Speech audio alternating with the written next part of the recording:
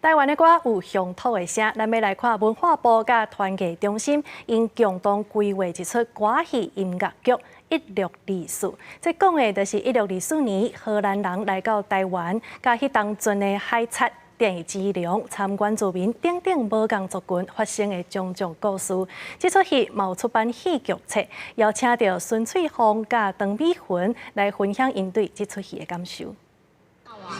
我会去请领公主。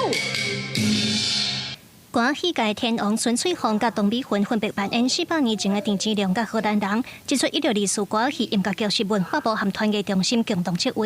5日台北国际册展开幕，这出1624同名的剧本册出版社嘛邀请孙翠凤和唐美云来到现场分享。因讲伫这个大航海时代，船是正重要的大舞台，会用大量的机仔抽象代表荷兰、电视海贼，也个希腊雅等等无共族群军队的船只，互民众有伫船顶的感觉。我们用抽象的表演，那更可以让我们演员身段可以表现出来。所以传统戏剧本身的优点还是保存在1624里面，但是创新的部分还是会让你看见。那我想1624不仅是告诉观众朋友们我们这个走过的路，然后经过的历史，上重要是当互咱大家会当更加认知，感谢咱这片土地，会当好啊珍惜咱今嘛。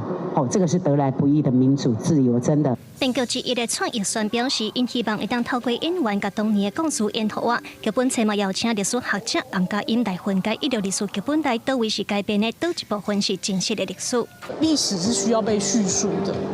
那我们从课本上面吸收的话，其实只是被动。那尤其像我这样年纪的人，其实可能已经离学校毕业一段时间了，我们大概就比较难有机会再接触到这些内容。那个时候的生活是什么样的样貌，其实理解之后也会帮助我们形塑我们目前对台湾的理解。